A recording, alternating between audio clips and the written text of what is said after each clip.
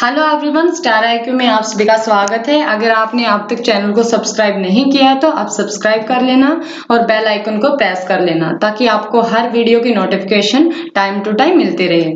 चलिए स्टार्ट करते हैं। हम आज का टॉपिक प्राइम मिनिस्टर। देखिए, जो प्राइम मिनिस्टर होते हैं वो हमारे रियल हेड होते हैं गवर्नमेंट के, यानी कि यूनियन के अगर हेड पूछा जाए तो प्रेसिडेंट होते हैं। डी ज्यूरे हेड पूछा जाए एग्जीक्यूटिव अथॉरिटी, डी ज्यूरे एग्जीक्यूटिव जो अथॉरिटी होते हैं वो हमारे प्रेसिडेंट होते हैं। और डी फैक्टो एग्जीक्यूटिव अथॉरिटी होते हैं प्राइम मिनिस्टर। डी फैक्टो का मतलब ही होता है कि वास्तव में, और डी ज्यूरे मतलब कि जो कानूनी रूप से जो कॉन्स्टिट्यूशनल हेड होते हैं हमारे नाम मात्र के होते हैं प्रेसिडेंट। उसके बाद प्राइम मिनिस्टर की ही सारी पावर जो है होती हैं। रियल जो हेड होंगे गवर्नमेंट के वो हमारे प्राइम मिनिस्टर होंगे। अब प्राइम मिनिस्टर की अपॉइंटमेंट से रिलेटेड जो बात आती है उसके अंदर क्या है कि जो राष्ट्रपति होते हैं हमारे प्रेसिडेंट होते हैं वही हमारे प्राइम मिनिस्टर को अपॉइंट करते हैं। और किसको अपॉइंट करते हैं? वो लोकसभा के अंदर जिसकी भी मेजोरिटी पार्टी होगी उसके लीडर को जो है नियुक्त करेंगे। यानी कि राष्ट्रपति जो है अपने विवेक से जो है प्रधानमंत्री को नियुक्त नहीं कर सकते, यानी कि अपनी मर्जी नहीं चलती उनकी कि वो किसी को भी प्रधानमंत्री बना दे। क्या होता है कि जब लोकसभा के अंदर जिस भी पार्टी को बहुमत मिला हो तभी उस पार्टी के जो लीडर होता है उसी को राष्ट्रपति नियुक्त करते हैं, मजबूर होते हैं उस प्रधानमंत्री को नियुक्त करने के लिए। अगर मान लो राष्ट्रपति के विवेक की बात की जाए, यानी कि राष्ट्रपति का विवेक कहाँ काम आता है, कब वो अपनी मर्जी से जो है जो प्रधानमंत्री को नियुक्त कर सकते हैं, वो तब कर सकते हैं जब किसी भी पार्टी को मेजोरिटी ना मिली हो। कोई भी पार्टी बड़ी हो सकती है उसका कर सकते हैं ये प्राइम मिनिस्टर नियुक्त, यानी कि उसके लीडर को प्राइम मिनिस्टर जो है अपॉइंट कर सकते हैं ये। या फिर गठबंधन की जो सरकार होती है, कई बार गठबंधन बना लेती है पार्टीज, तो उनके लीडर को जो है ये अपॉइंट कर सकते हैं एज ए प्राइम मिनिस्टर। ठीक है, और उसके किसके एक महीने के अंदर ही सिर्फ जो है इनको विश्वास मत जो है कॉन्फिडेंस ऑफ वोट जो है लेना होता है प्राइम मिनिस्टर को, अन्यथा जो है प्राइम मिनिस्टर की कुर्सी से इनको हटा दिया जाता है। सिर्फ राष्ट्रपति का विवेक कहाँ काम आता है? या तो किसी भी पार्टी को मेजोरिटी ना मिली हो, बहुमत से कोई भी पार्टी ना बनी हो, या फिर जो है गठबंधन की सरकार हो या फिर बड़ी पार्टी हो, उनके किसी भी नेता को ये अपॉइंट कर सकते हैं। उस टाइम राष्ट्रपति की मर्जी चलती है। उसके बाद राष्ट्रपति का एक विवेक और काम आता है। देखिए कहाँ काम आता है, जब मान लो प्राइम मिनिस्टर की सडनली डेथ हो जाती है तो हमारे प्रेसिडेंट होते हैं वो फ्री होते हैं किसको? लीडर को नियुक्त करने के लिए। अगर मान लो वही जो रूलिंग पार्टी है, पावर के अंदर जो पार्टी है, अगर वो अपना लीडर देती है तो उसी को वो अपॉइंट करेंगे उस टाइम पर भी। लेकिन 1984 के अंदर जब इंदिरा गांधी जी की डेथ हो गई थी उस टाइम पे राजीव गांधी को प्रेसिडेंट ने जो है नियुक्त कर दिया था। तब तक वो जो है लीडर नहीं थे, लीडर जो है बना के नहीं दिए थे कांग्रेस पार्टी ने। लेकिन उसके बाद प्राइम मिनिस्टर बनने के बाद कांग्रेस पार्लियामेंट्री पार्टी ने उनको अपना जो है लीडर जो है मान लिया था और राजीव गांधी की सरकार आ गई थी। अब देखिए जो क्या कहते हैं, अगर मान लो किसी भी कोई भी सरकार गिर जाती है उस टाइम पर उनका विवेक काम आता है, कोई भी बड़ी पार्टी या फिर गठबंधन की पार्टी हो। इसका एग्जाम्पल देखिए 1979 के अंदर चरण सिंह को नीलम संजीव रेड्डी ने नियुक्त किया था। जो नीलम संजीव रेड्डी थे उस टाइम पर प्रेसिडेंट थे। उस टाइम के जो प्रेसिडेंट नीलम संजीव रेड्डी थे उन्होंने 1979 के अंदर चरण सिंह को, ये गठबंधन के नेता थे चरण सिंह, इनको नियुक्त किया था। क्यों किया था? क्योंकि जो मोरारजी देसाई की सरकार थी जनता पार्टी की वो गिर गई थी। उसके गिरने के बाद चरण सिंह जो है नियुक्त किए गए थे। देखिए कैसे हंस रहे और मोरारजी देसाई का फेस देखिए आप। अब अपने आप ही लग रहा है कि चरण सिंह जो है इनको हरा के, यानी कि इनकी सरकार गिरा के ही खुद बैठे हैं। ठीक है, देखिए जब प्रधानमंत्री मर जाता, मैंने बताया है कि अगर प्रधानमंत्री की जो है मौत हो जाती है उस टाइम पर भी जो है इसके राष्ट्रपति का विवेक काम आता है। राष्ट्रपति अपनी मर्जी से प्राइम मिनिस्टर बना सकते हैं। उसके बाद 1980 दिल्ली हाई कोर्ट ने क्या कहा था उसके बाद में कि अगर कोई भी बंदा लोकसभा से बहुमत प्राप्त नहीं किए हुए है उसको भी प्राइम मिनिस्टर बना सकते हैं। उसको उसके बाद भी जो है कहा जा सकता है कि आपको लोकसभा के अंदर जो है बहुमत प्राप्त करना करना पड़ेगा। ठीक है, यानी कि जरूरी नहीं है कि पहले ही वो लोकसभा से बहुमत प्राप्त हो, पहले जो है प्रेसिडेंट प्राइम मिनिस्टर को अपॉइंट कर सकते हैं, उसके बाद जो है बाद में भी वो लोकसभा से बहुमत ले सकता है। ऐसा जरूरी नहीं है कि पहले ही बहुमत प्राप्त हो वो। ठीक है, तो प्रधानमंत्री की नियुक्ति बहुमत से पहले भी हो सकती है, बहुमत वो बाद में भी ले सकता है। ऐसा दिल्ली हाई कोर्ट ने 1980 के अंदर कहा था। उसके बाद 1997 में सुप्रीम कोर्ट ने क्या कहा कि प्रेसिडेंट जो है किसी भी व्यक्ति को प्राइम मिनिस्टर नियुक्त कर सकते हैं, लेकिन सिर्फ 6 महीने के लिए। 6 महीने के अंदर अंदर उनको किसी भी सदन का सदस्य बनना जो है अनिवार्य होगा, यानी कि पार्लियामेंट में किसी भी सदन का, लोकसभा हो राज्यसभा हो, उनको उनके सदस्यता जो है मिलनी जरूरी होती है, जिसको भी प्रेसिडेंट अपॉइंट करते हैं एज ए प्राइम मिनिस्टर। तो इस तरीके से राज्यसभा से जो है हमारे जो प्राइम मिनिस्टर हैं वो नियुक्त किए गए हैं। जैसे इंदिरा गांधी है, मनमोहन सिंह और जो है देवगौड़ा, जो HD देवगौड़ा है ना, वो भी राज्यसभा से ही हैं। और इंदिरा गांधी और मनमोहन सिंह ये सभी के सभी राज्यसभा के सदस्य जो थे। ठीक है, उसके बाद शपथ लेते हैं प्रेसिडेंट से, यानी कि जो प्रधानमंत्री को शपथ दिलाते हैं वो प्रेसिडेंट दिलाते हैं। क्या शपथ लेते हैं? ये संविधान के प्रति जो है ट्रू फेथ रखेंगे, इसके लिए जो है ये शपथ लेते हैं, कॉन्स्टिट्यूशन के लिए ट्रू फेथ रखेंगे। उसके बाद जो है ये भारत की जो है इंटीग्रिटी से रिलेटेड काम करेंगे, यानी कि हम एकजुटता बनाए रखेंगे, यानी कि भारत को बांटने का काम ये नहीं करेंगे, उनको एक रखेंगे। उसके बाद जो है ये फेथफुली जो है कर्तव्यों का अपना निर्वहन करेंगे, यानी कि अपने ऑफिस की ड्यूटी को बिल्कुल फेथफुली जो है ये निभाएंगे, ईमानदारी से भी निभाएंगे ये। ठीक है, बिना किसी भय या पक्ष के, यानी कि कोई भी दुर्भावनापूर्ण जो है इनकी इच्छा नहीं होगी। ये कानून का जो है, कानून के अनुसार ये लोगों का जो है भला करेंगे, ये किसी का पक्ष नहीं लेंगे, किसी का फेवर नहीं करेंगे ये। ठीक है, किसी भी डर और भय के बिना ही ये जो है कानून का पालन करेंगे। देखिए, अगर मान लो तो ये जो है कसम खाते हैं किसी भी भय, किसी भी पक्ष के बिना अगर ये लोगों की सेवा करेंगे, उसके अंदर ये भी आता है कि ये कसम, प्रधानमंत्री जो हमारे हैं वो कसम खाते हैं कि अगर कोई भी मैटर है तो उसको किसी दूसरे बंदे के साथ जो है उस मैटर को रिवील नहीं करेंगे, यानी कि उसको किसी और को नहीं बताएंगे, यानी कि स्वेयर्स ऑफ सीक्रेसी जो है ये लेते हैं, यानी कि सीक्रेसी की सीक्रेट रखने के लेते हैं जब तक उसको जरूरत नहीं होती है उस मिनिस्टर के रूप में कि वो किसी के साथ वो जो मैटर है उसके बारे में अपने जो विचार या डिसीजन लिए हुए हैं वो किसी को बताए, तब तक वो कभी भी किसी को नहीं बताएगा। तो यानी कि सीक्रेट रखेगा जो भी डिसीजंस वगैरह होते हैं, ये वो कसम खाते हैं। उसके बाद इनकी ऑफिस का जो टाइम पीरियड होता है वो कोई फिक्स नहीं होता। ये तो जो है प्रेसिडेंट के आनंद के दौरान ही, यानी कि इनके जो है प्रशांत प्रियांत ही जो है ये पद धारण करते हैं। क्या इसका मतलब ये है कि राष्ट्रपति इनको हटा सकते हैं किसी भी टाइम? नहीं, ऐसा नहीं होता है। राष्ट्रपति इनको किसी भी टाइम नहीं हटा सकते हैं। वो एक स्पेशल केसेस होते हैं कुछ, वो मैं आगे बताऊंगी। ठीक है, लेकिन जो अगर मान लो लोकसभा के अंदर जब तक इनको मेजोरिटी मिलती है प्राइम मिनिस्टर को, तब तक राष्ट्रपति जो है प्राइम मिनिस्टर को अब इनके पद से जो है डिसमिस नहीं कर सकते।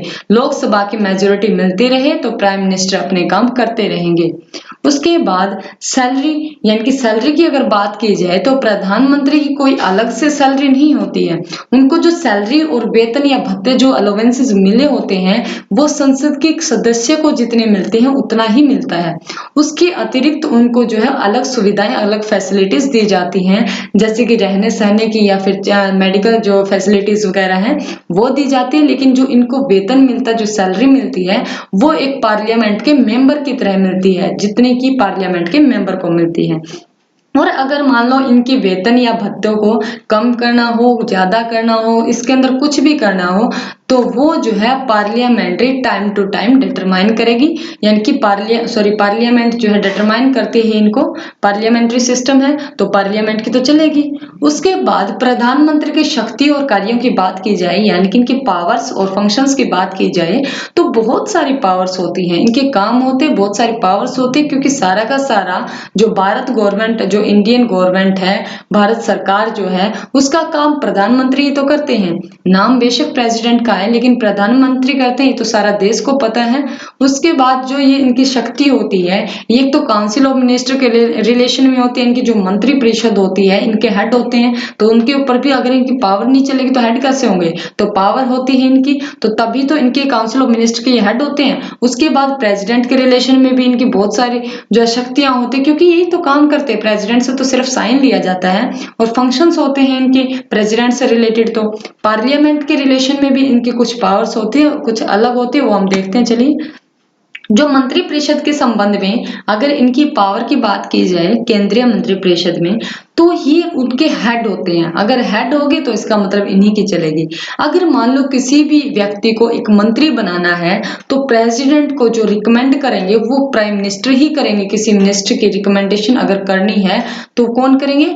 राष्ट्रपति को कहेंगे कि इस व्यक्ति को, जो इस पर्टिकुलर जो पर्सन है ये, इसको मिनिस्टर बनाओ। ठीक है, तो ये रिकमेंड करेंगे प्रेसिडेंट को, और प्रेसिडेंट इनको क्या करेंगे? नियुक्त करेंगे। प्रधानमंत्री की नियुक्ति भी हालांकि राष्ट्रपति करते हैं, लेकिन उनकी नियुक्ति के बाद जब मिनिस्टर बनाए जाते हैं काउंसिल ऑफ मिनिस्टर के, तो उसके अंदर भी राष्ट्रपति ही नियुक्त करते हैं, बट सलाह किसकी होती है? प्रधानमंत्री की।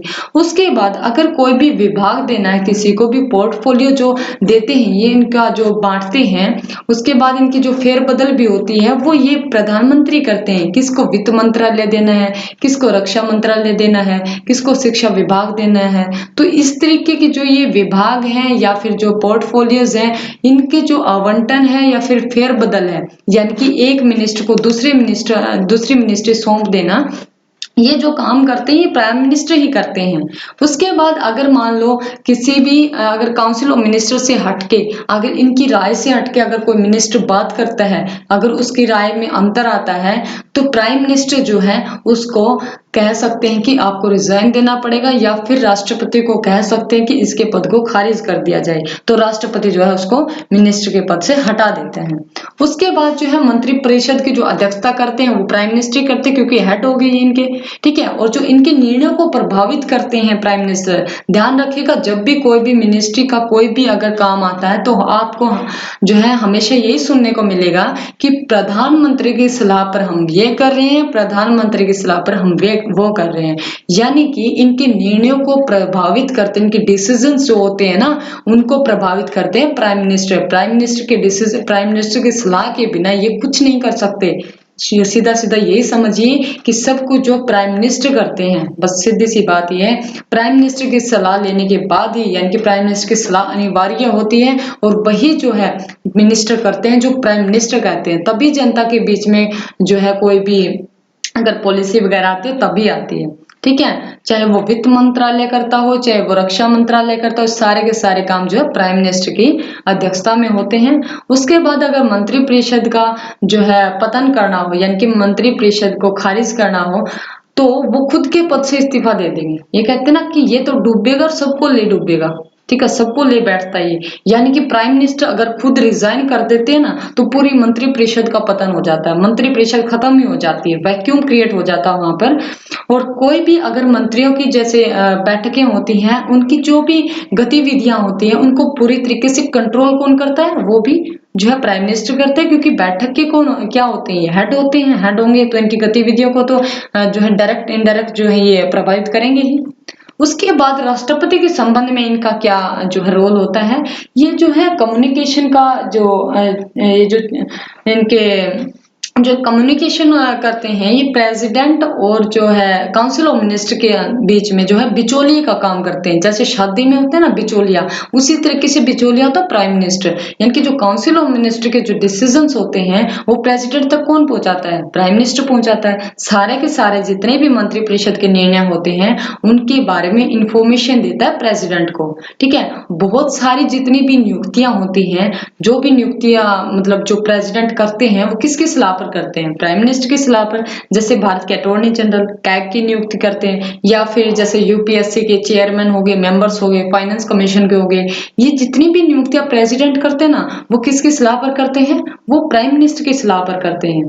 ठीक है। सारे के सारे जितने भी काम होते हैं जो मंत्री परिषद करती है, उनकी जो इंफॉर्मेशन होती है वो प्रेसिडेंट को देते हैं ये, और जो भी नियुक्तियां होती हैं उसकी सलाह जो है ये प्रेसिडेंट को देते हैं, तब जाके प्रेसिडेंट इनको जो है अपॉइंट कर सकते हैं, इन अधिकारियों को, इन ऑफिसर्स को।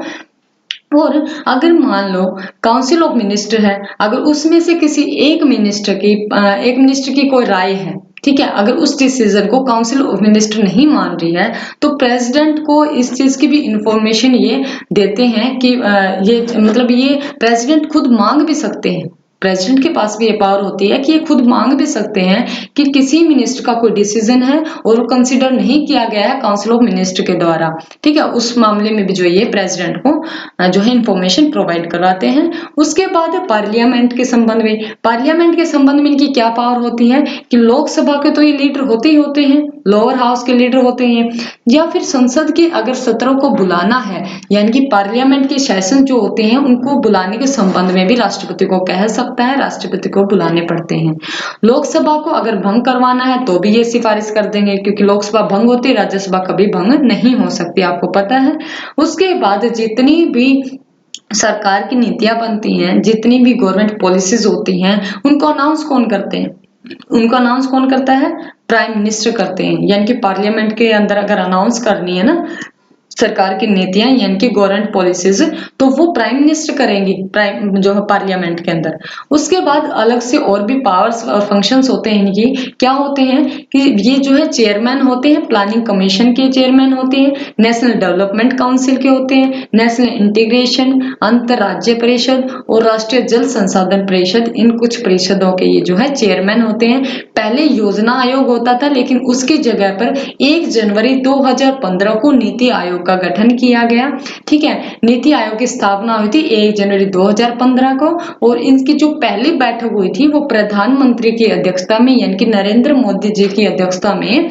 ये कब हुई थी? ये 8 फरवरी 2015 को इनकी पहली बैठक हुई थी।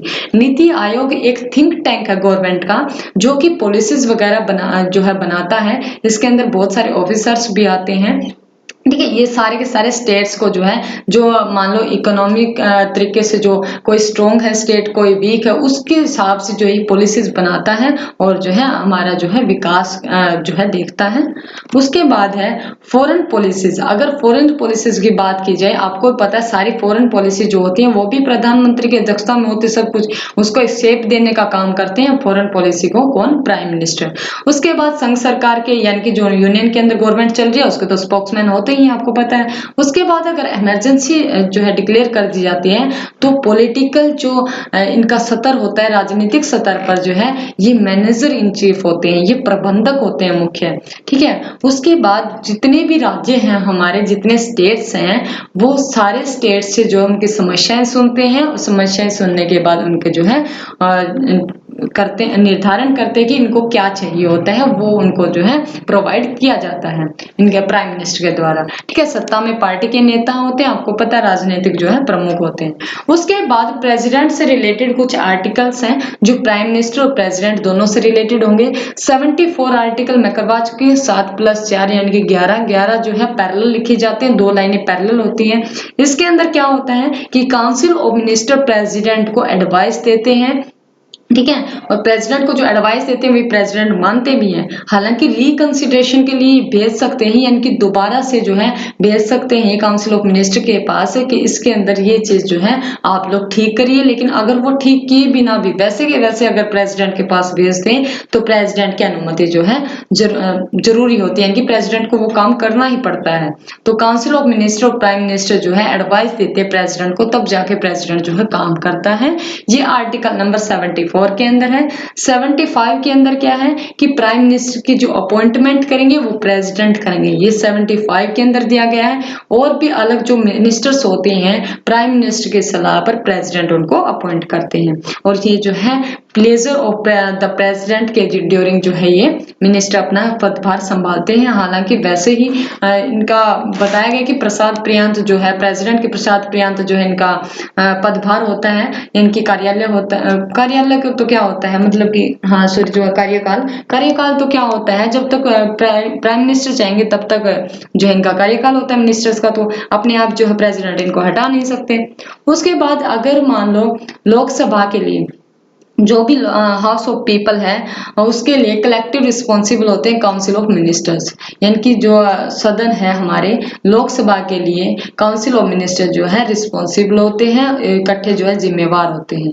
उसके बाद आर्टिकल 78 के अंदर क्या दिया गया है कि इनकी ड्यूटी दी गई है इंफॉर्मेशन से रिलेटेड, यानी कि जो इंफॉर्मेशन देते हैं ये प्रेसिडेंट को काउंसिल ऑफ मिनिस्टर के डिसीजन की, वो चीज दी गई 78 के अंदर। सेम वही चीज है, प्रेसिडेंट इनको जो है कह भी सकते हैं तो इनको इन्फॉर्मेशन जो प्रोवाइड करनी पड़ती है, ये काम होता है प्राइम मिनिस्टर का। ठीक है, अगर कोई भी डिसीजन कोई मिनिस्टर लेता है और कंसिडर नहीं किया जाता काउंसिल ऑफ मिनिस्टर के द्वारा, तो ये भी जो है प्रोवाइड करवाते हैं इन्फॉर्मेशन किसको, प्रेसिडेंट को। और कुछ ऐसे चीफ मिनिस्टर्स भी रहे हैं हमारे भारत देश के अंदर जो प्राइम मिनिस्टर बने हैं।